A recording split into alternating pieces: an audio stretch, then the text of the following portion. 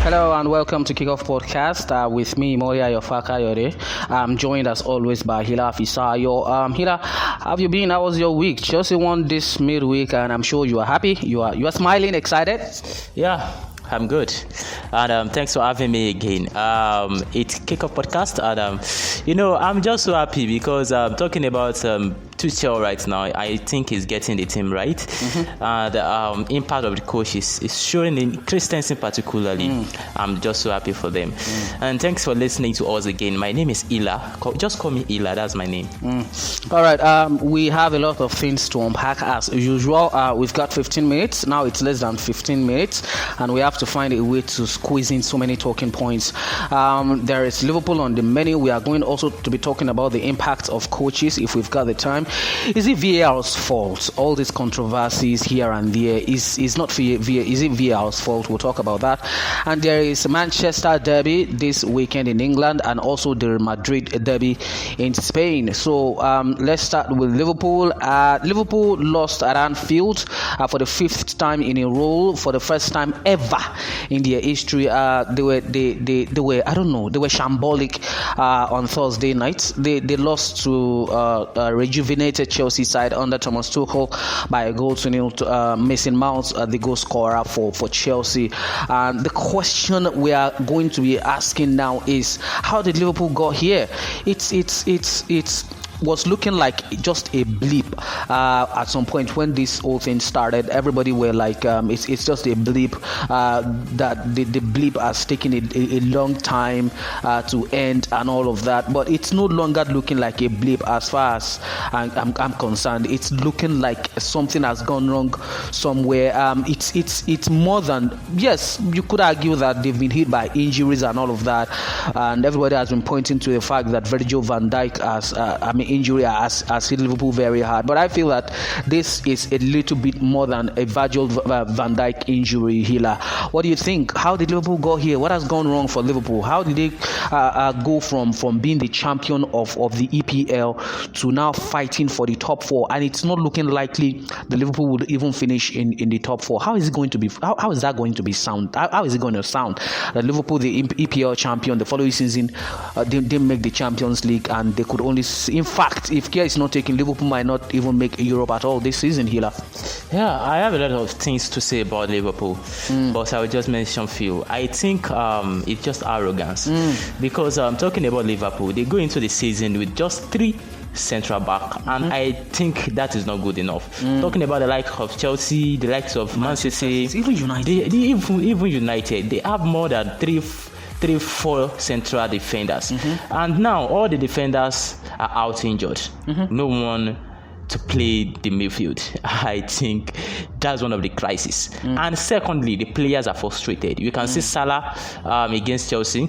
He was subbed off and he was very angry. Talking about Salah, I think the coach and every of the players, they haven't have some good time, because the way Salah reacted, the way the body language of the Liverpool players, we can all see that. Exactly. Something is wrong somewhere, and even I think selfishness also is killing the team. There are some players that shouldn't be selfish. Players like Salah, Mane, but you can see the way they play on their own, and that is not good for a team. I think Liverpool should just let one of them to go before everything scatter. Liverpool is in crisis right now, and I think they can't recover back this season, because all their players are out injured till the rest of the season. So I think they can't recover now. I think I kind of agree with you that it's sheer arrogance. How do you go into a season because your name is Liverpool, and you feel that you could just go into a Premier League season with 3 centre back? Who does that? I don't understand.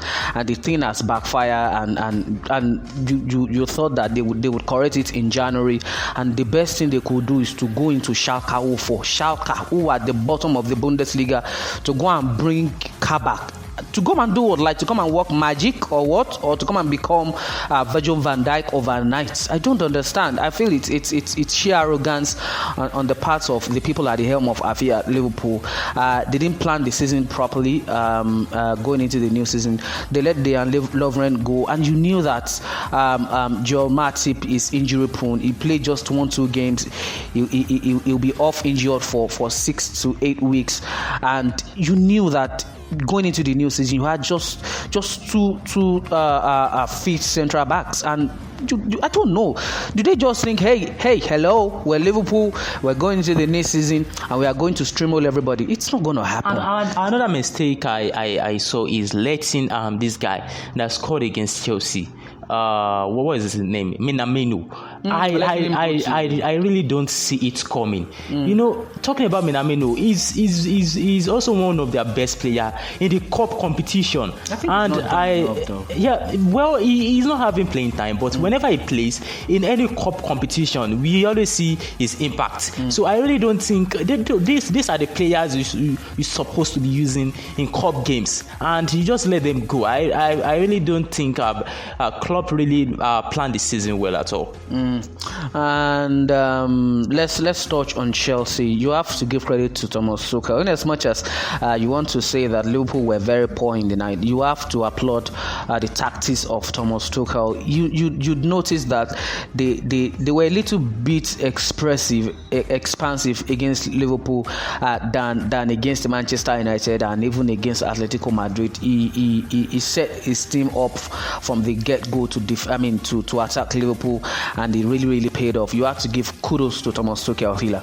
Yeah, he has been doing a very great job since. Got his static spot on. Exactly, and I heard something that what do they call it? Counter pressing. I really don't. Thomas Tuchel. I really don't understand that his team counter pressing, blah blah blah. What do you mean counter pressing? Like, I had to go dig deep and understand what he meant when he was saying counter pressing. But that guy, when you listen to him analyze his team, it's clear that he knows what he's saying and he knows what he's doing. Unlike one man who is receiving a free ride at the red half of Manchester.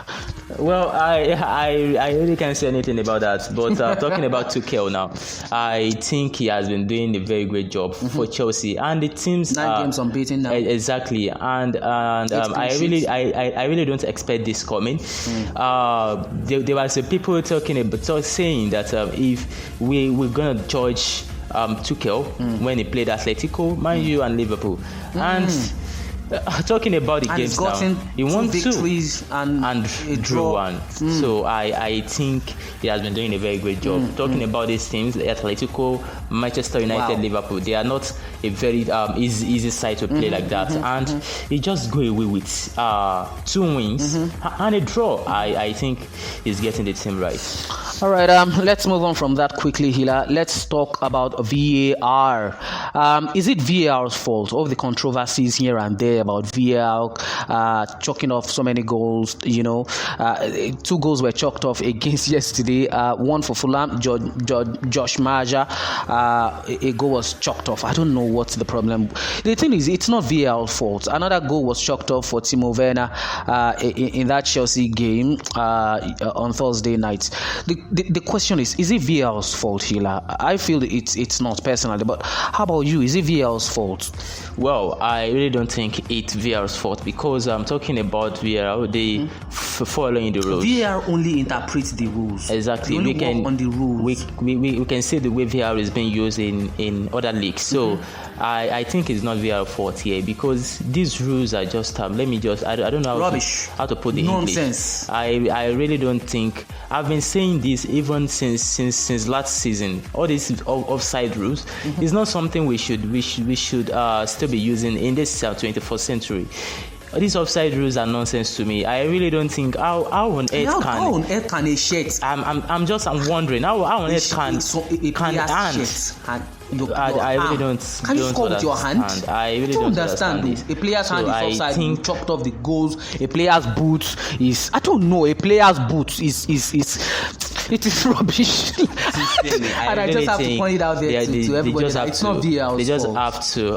It's the way it's being applied. Amend the application. Exactly. They just have to amend this and make sure they changed the rules. The rules is something killing the game, not VAR. All right, Hila, let's touch on the Manchester Derby. But just before that, let's talk on Atletico Madrid hosting Real Madrid at the Wanda Metropolitano this weekend. If going by everything we've seen this season, at least three circumstances comes to mind for me, Hila. When you thought that Real Madrid are going into a very difficult game that they'll get beaten, that's when they are going to just find a way to not even draw. They will find a way to make sure they get all victory. Case in point, at the beginning of this season, they went to the Camp Nou and everybody were like, Barcelona are going to beat Real, and they went in there, they defeated Barcelona at home this season as well to Atletico Madrid. Everybody expected Atletico Madrid that it's the best time for Atletico to finally defeat Real Madrid at home, but it wasn't meant to happen. Sergio Ramos and the guys had other idea. They defeated Atletico by 2-0, and the recent one was Atalanta. I personally expected Atalanta to beat Real, but they find a way. They just found a way to beat Atalanta at the Bergamo. So I don't know, going into this weekend again, I don't know what to expect from Real Madrid again. Should they have the kind of spirit they had in those 3 games? I think Atletico are in trouble, and they must not lose that match. That's Atletico, and they cannot afford to drop any more points. They must find a way, even just by half a goal, if there's anything like that. They must find a way to ensure that they get all 3 points against Real Madrid. If they are still serious about lifting the La Liga title this season, they must find a way. They must ensure that they defeat Real Madrid this weekend, Hila. Well, talking about beating Real Madrid, I think it's a mission impossible, because Real Madrid is not a team you can just go out and say that I want to beat Real Madrid. It's not possible. Atletico Madrid, they've been doing well, but recently they've had some kind of let me just say ups and downs, and I think facing Real Madrid this time, it's a difficult task for them because they've not been doing well, and playing Real Madrid this time, I think it's just something I really. Can you call the result? Well. I'm saying Real Madrid winning this, but at least really they should just got a point. I think so. All right. Let's talk the Manchester Derby. Manchester United will be traveling to the Etihad on Sunday off the back of 3. Who is at home? Oh, okay, it's Manchester City. Off the back of 3 back-to-back away draws. I don't know what is it with Manchester United, and they've been dropping points. It's now 14 points between them and Manchester City, who are topping the Premier League table. I think it's unfair on the rest of the Premier League that Manchester United are second. They are the one chasing Manchester City, but that's the story of the EPL this season. 14 points behind. Can Manchester United stop that winning streak? I feel that they can't. It's a mission impossible for them to stop Manchester City, to be perfectly honest, judging by what we've seen recently, judging by what Manchester City have done. 14 points clear at the top, and Manchester United can't stop them. Can they do it? Can you just find a way to motivate any Manchester United faithful right now that they can at least do something against Manchester City? Is it possible? Well, I really don't see Manchester United doing anything against Man City.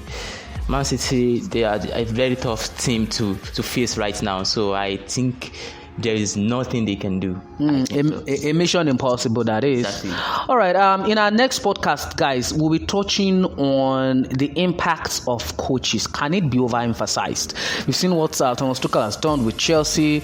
We'll just oppose that with what Ole Gunnar Solskjaer is doing at Manchester United, and the impact of Pep Guardiola at Manchester City as well. So till then, watch out. Hila, your final word. Yeah, thanks for listening to us again. Make sure you stay safe. Say no to rape. Rape is a cause. Bye for now. Thanks for listening. Bye.